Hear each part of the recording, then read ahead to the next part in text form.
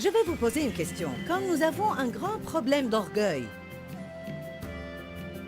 un petit problème de routine ne nous humilierait-il pas?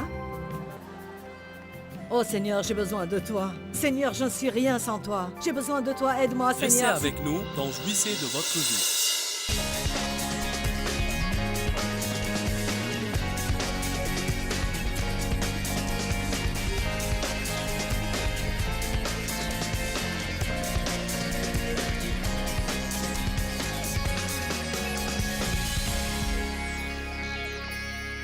On va parler ce week-end de la nécessité d'être content et satisfait. Et je vous dis, si vous n'avez pas besoin de ce message, je vais le prêcher pour moi-même ce week-end. Car je crois qu'on se sent tous de temps en temps touchés et accablés par l'esprit de mécontentement et d'insatisfaction. Bien qu'il y ait toujours quelque chose que nous voulons dans notre vie, nous oublions de nous réjouir là où nous sommes dans notre cheminement vers le but. Est-ce que vous êtes d'accord avec moi que nous avons un problème continu? On est bien pour un certain temps, puis quelque chose arrive et le diable nous prend au dépourvu. On passe par des périodes où on est reconnaissant et on croit qu'on est le peuple le plus béni sur terre, puis très rapidement on trouve de quoi se plaindre. C'est pourquoi on a à entendre les mêmes choses sans arrêt. Il n'est pas nécessaire qu'on entende toujours une nouvelle parole, mais il faut qu'on entende une parole opportune au moment convenable. Je crois que c'est une parole qu'on a besoin d'entendre ce week-end. On va aborder ce sujet de 4 façons différentes. Dans l'un des messages, on va parler des moments choisis par Dieu et comment on se sent mécontent vis-à-vis du temps choisi par Dieu. Je vais intituler ce message « Je suis pressé, mais Dieu ne l'est pas ». On va parler précisément de notre mécontentement de nous-mêmes et comment on veut toujours être ce qu'on n'est pas ou on veut toujours être comme quelqu'un qu'on connaît et comment on a besoin d'être satisfait de nous-mêmes. Si vous n'êtes pas satisfait de vous-même, vous n'allez jamais être satisfait de personne. Vous ne pouvez pas donner aux autres ce que vous n'avez pas. Je dis toujours aux gens, vous n'allez jamais échapper à vous-même. Vous n'allez jamais échapper à vous-même. Je veux dire que vous êtes avec vous-même tout le temps. Si vous êtes des gens mécontents de vous-même, pensez alors à la vie misérable qui vous attend. J'ai écrit ici dans mes notes ce que je vais dire tout d'abord. Je crois que notre mécontentement est une insulte à Dieu. Puisque j'aime Dieu et que je ne veux jamais faire quelque chose qui l'insulte ou bien qui attriste le Saint-Esprit, c'est une bonne façon de voir les choses. Quand je me sens mécontente, quand je murmure et quand je me plains, j'insulte le Seigneur, je l'attriste. Parce qu'il dit, je suis en charge de votre vie, j'ai un bon plan. Je transforme le tout pour votre bien. Mes voix et mes pensées sont élevées au-dessus de vos voix et vos pensées. Vous ne savez pas ce que je fais, mais ayez confiance en ce que je fais. Et il veut de nous qu'on agisse comme si on croit ceci. Et non pas qu'on trouve toujours de nouvelles choses envers lesquelles on sera mécontent. Le royaume de Dieu offre des avantages. Un de ces avantages est le privilège d'être content et satisfait même quand les circonstances de notre vie ne nous conviennent pas. 1 Timothée chapitre 6 verset 6. C'est en effet une grande source de gain et de profit que la piété accompagnée de contentement, car le contentement qui est une suffisance intérieure est un gain abondant. Car nous n'avons rien apporté dans le monde, et il est évident que nous n'en pouvons rien emporter. Si donc nous avons la nourriture et le vêtement, avec cela, nous devrons être satisfaits. Je vous assure qu'il n'y a aucune personne dans cet endroit qui se contenterait avec la nourriture et le vêtement. Car nous les avons tous. Cela ne veut pas dire nécessairement que Dieu est en train de dire « c'est tout ce que je veux que vous ayez ». Mais il dit que même si on n'a que les choses essentielles dans la vie, cela devrait être suffisant pour qu'on soit heureux. Si vous visitez quelques endroits que nous visitons pour prêcher, vous saurez tout de suite pourquoi cela est mentionné ici, car croyez-le ou pas, certains peuples dans le monde, s'ils avaient seulement cela, ils penseraient qu'ils sont totalement et complètement riches. Je viens de rentrer d'un pays du tiers-monde. Et jusqu'à présent, je hoche la tête avec incrédulité quand je vois comment certaines personnes ont à vivre. Je vous dis la vérité absolue. Il y a des gens dans le monde aujourd'hui qui vivent dans des conditions inhumaines. Je parle de vivre dans la saleté, dans la misère et dans la faim. Ils portent des guenilles et ils n'ont pas de l'eau propre pour prendre un bain. Et je vous dis que je me sens vraiment reconnaissante quand je prends un bain chaud dans de tels endroits. Amen. Le contentement et la satisfaction sont des avantages du royaume. Et on a besoin d'être secoué de temps en temps pour qu'on reprenne le bon chemin. Je ne crois pas qu'il y a quelqu'un ici qui n'a pas entendu un tel message. Mais parfois on s'écarte du chemin étroit et on suit le chemin large. Et c'est de cette façon que Dieu nous remet sur le bon chemin. Alors nous allons subir un ajustement ce soir, ok? Un ajustement par l'esprit. Regardons un peu le côté négatif de ceci. Mécontent, malheureux, triste, insatisfait, sens de ressentiment. Une vie insatisfaisante, une vie qui ne fait pas plaisir à la personne. De différents sentiments qui révèlent le mécontentement. En fait, cela tourmente la personne. Être content, être satisfait est vraiment une source de joie. Mais être mécontent est une source de peine et de tourment. On sait cela, mais cependant, parfois, il est difficile de l'appliquer. C'est ridicule d'être contrarié par des choses que vous ne pouvez pas changer. Je crois que c'est ce qui nous énerve vraiment, ne pas pouvoir changer les choses. Le point essentiel, c'est que la plupart de nous aiment contrôler les situations. La plupart de nous aimeraient être de petits Saint-Esprits qui essayent tout le temps de faire ce que Dieu seul peut faire. Plusieurs d'entre nous étaient en train de discuter aujourd'hui au déjeuner. Des amis à nous qui sont venus pour la réunion. Et Dave et moi étions en train de dire comment on aimait régler les choses. On aime arranger nos enfants. On aime changer notre patron qui ne nous traite pas comme il faut. On veut arranger le monde. On veut apprendre aux autres comment faire les choses et on veut qu'ils s'appliquent à faire ce qu'on leur dit de faire. Le point essentiel est qu'il y a beaucoup de choses que Dieu seul peut changer.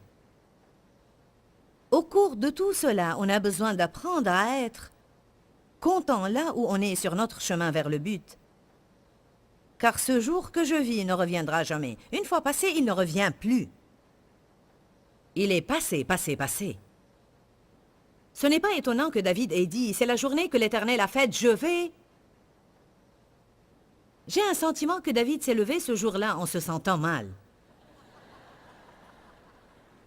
Je le sens vraiment. Je crois que quand on lit de telles choses dans la Bible, on découvre les annales de personnes qui ont senti ce qu'on ressent nous-mêmes parfois.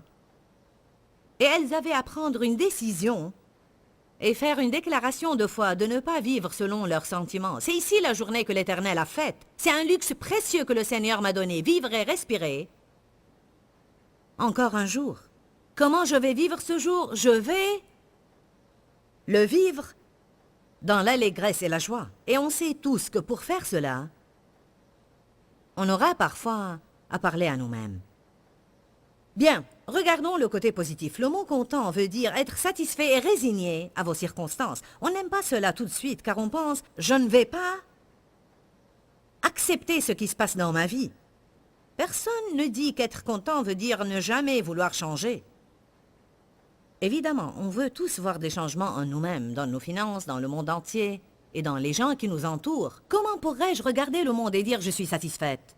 Je veux voir un changement. Cependant, l'apôtre Paul dit « j'aime la façon dont cela est inscrit dans la Bible amplifiée ». Paul a dit « j'ai appris à être content et satisfait au point de ne pas être inquiet. » Et non pas au point de ne jamais vouloir changer. Je veux changer, nous voulons tous changer.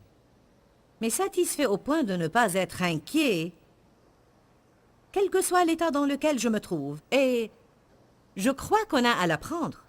Je ne sais pas combien il a fallu à Paul pour l'apprendre. Et combien de fois il avait à faire le tour de la montagne avant de l'apprendre. Mais d'une manière ou d'une autre, il l'a finalement appris. Allons, où Paul a parlé de cela dans Philippiens chapitre 4.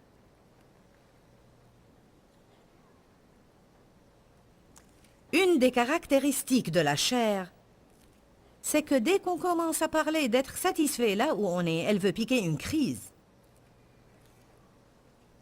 Du moins, ma chair le fait parfois. Est-ce que votre chair aime piquer une crise?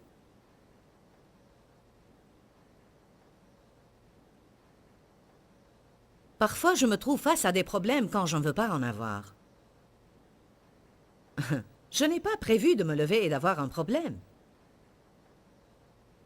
J'ai soif de plus de contentement dans ma vie. Qui d'entre vous a soif d'un plus haut niveau de contentement et de satisfaction dans sa vie? Vous savez quoi? Ça ne va pas tomber sur nous. Nous aurons à essayer de l'obtenir. Nous aurons à apprendre certaines choses et à prendre une décision.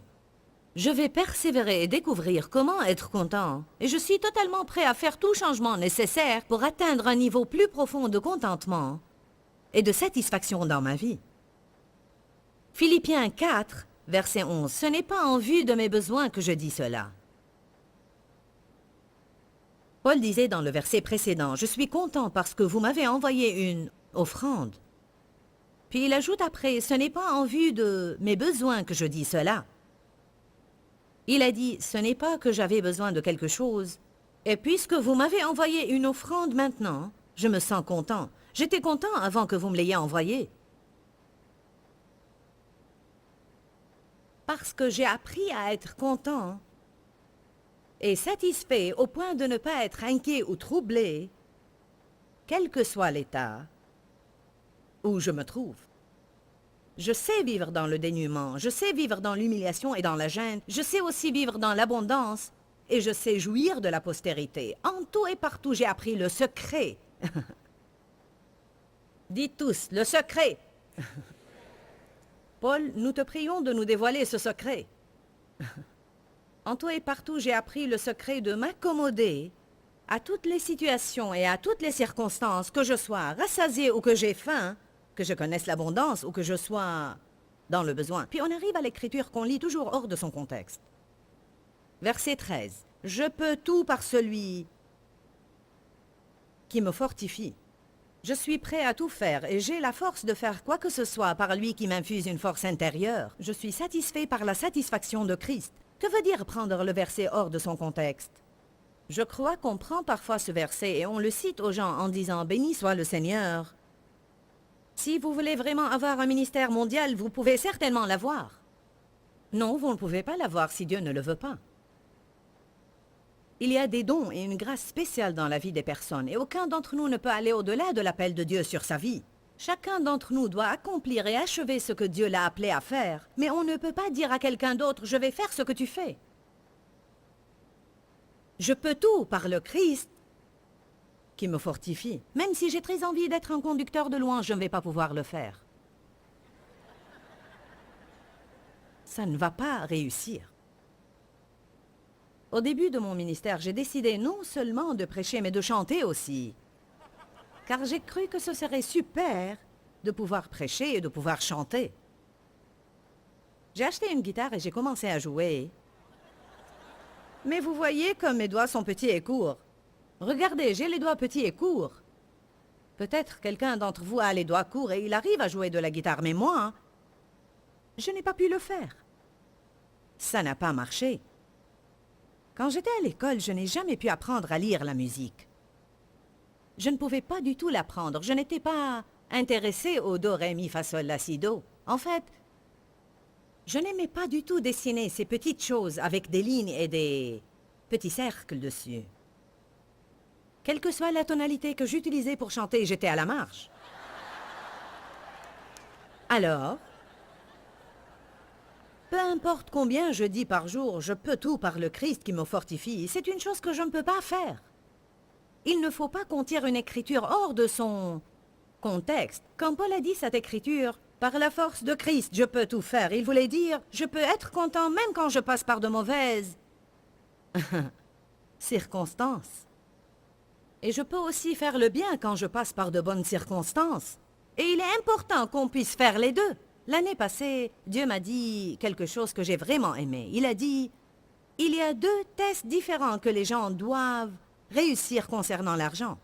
Comment ils agissent quand ils ont de l'argent et comment ils agissent quand ils n'ont pas d'argent. On pourrait avoir une mauvaise attitude quand on n'a pas d'argent, mais certains ont une mauvaise attitude quand ils en ont. Soudain, ils se sentent mieux que les autres, ils n'ont plus de temps à donner aux autres et ils ne vont plus rien faire pour les autres. Alors Paul a dit, je sais comment vivre, que ce soit dans l'abondance ou que ce soit dans le besoin. Je suis un homme heureux dans les deux cas. Ma joie ne provient pas de mon argent. Il a dit par la force de Christ, je peux tout faire. Alors, quel est le secret dont Paul parlait? Une des choses que je vais vous dire, c'est que toute notre vie, étant qu'on est vivant sur cette terre, on va avoir un mélange d'abondance et de besoin. Personne n'aime entendre cela, car on veut tous penser qu'on va atteindre une place glorieuse où l'on ne fait rien que flotter sur la nuée de gloire toute la journée. Alléluia, Alléluia. On va avoir un mélange de choses qu'on aime et de choses qu'on n'aime pas. On va rencontrer des personnes qui nous apprécient et nous aiment tout le temps et on va les aimer infiniment. Et des personnes qui nous exaspèrent et nous rendent fous.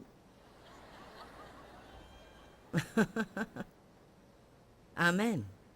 Je t'en prie, éloigne cette personne vite de ma vie, Seigneur. Cela ne vous fera aucun bien. Vous allez rencontrer au moins 2 personnes pareilles dans l'endroit suivant que vous allez visiter.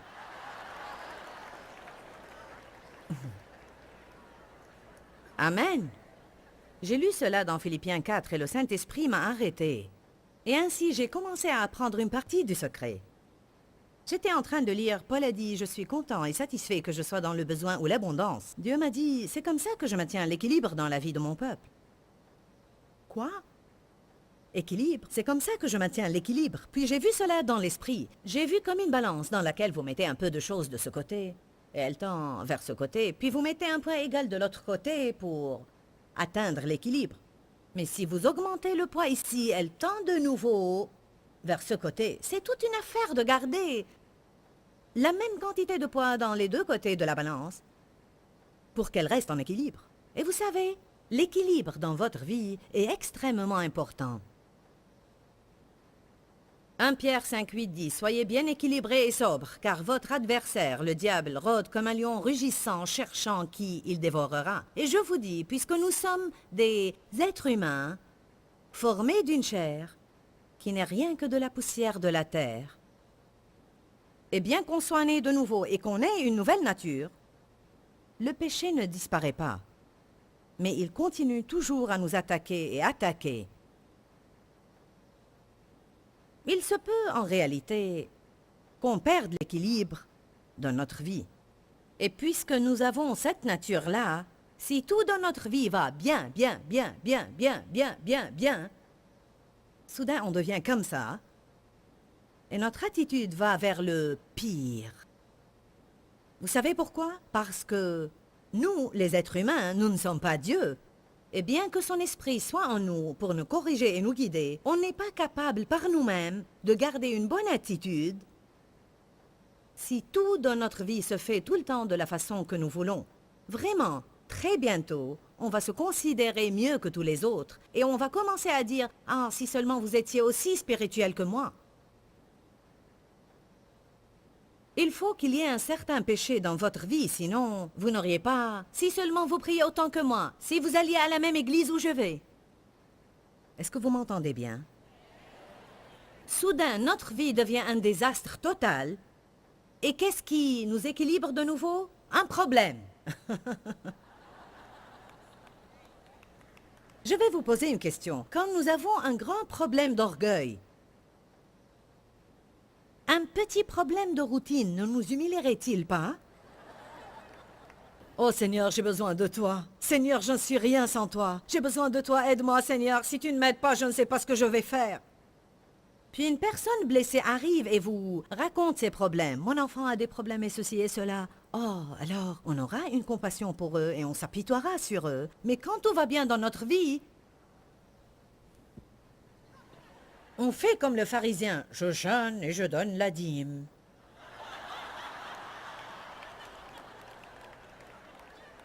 Amen. Une des choses qui m'ont aidé, beaucoup de choses m'ont aidé, mais une des choses qui m'a aidé le plus, c'était quand je me trouvais face à des choses que je n'aimais pas. Et je disais, Seigneur, je n'aime pas cela, mais il semble que je dois en avoir besoin. Et je crois vraiment que ça va œuvrer pour mon bien. Cela pourrait ne pas avoir l'air positif maintenant, mais je suis sûre et certaine qu'à un moment donné, il va œuvrer pour mon bien et qu'à un moment donné, il va correspondre à ton plan global pour ma vie. Croyez-le ou pas, le plan global de Dieu consiste non seulement à me bénir, mais aussi à développer en moi une attitude de piété et à me voir grandir spirituellement en oubliant mes propres intérêts pour que je puisse être une bénédiction pour les autres avant de partir d'ici. Amen. Allons donc. Il y a quelque chose qui intéresse Dieu plus que nous voir bénis. Il veut qu'on grandisse. Je suis sûre que nous savons tous qu'il y a aujourd'hui quelques problèmes d'attitude dans l'Église à travers le monde entier et que rares sont les personnes qui recherchent la sainteté et la consécration et qui se sacrifient pour être ce que le Seigneur veut qu'ils soient. Et souvent, on ne distingue pas la différence entre les croyants et les incroyants. Je sais que ça ne vous regarde pas. Qui est d'accord que nous avons besoin de nous élever un peu plus haut en tant que croyants et que nous avons à vivre la parole et non seulement la déclarer? Amen. Nous avons tous besoin de le faire. Qu'est-ce que Paul a appris d'autre? Quel autre secret a-t-il appris? Je crois qu'une des choses que Paul savait était « ce problème aussi va passer ». J'aime cela. Je me dis tout le temps, ce problème ne va pas durer à jamais. Il va passer. Si je reviens en arrière et je regarde ma vie, et si vous aussi vous revenez en arrière, combien de fois vous êtes passé par des problèmes et vous avez pensé « je ne peux pas supporter cela ». Et le diable vous disait toutes les 5 minutes « ça ne va jamais passer, ça ne va jamais passer, ça ne va jamais passer ». Vous êtes là maintenant de l'autre côté et tous ces problèmes ont passé. Qui peut revenir en arrière maintenant et voir combien ces problèmes ont concouru à son bien? Mais sûrement, quand on les endure, c'est vraiment pénible. Paul a appris un secret, et c'est que Dieu se servait de ces problèmes pour maintenir l'équilibre. Le problème va passer. Je crois aussi qu'il avait une révélation profonde que Dieu contrôlait les situations. Gloire à Dieu, on a parlé aujourd'hui d'un sujet très important. Soyez contents et soyez satisfaits.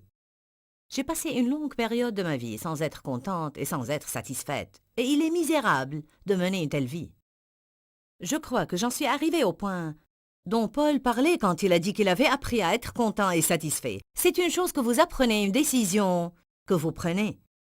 Personne d'entre nous ne va être content et satisfait parce que nos circonstances nous conviennent. Mais nous pouvons prendre une décision.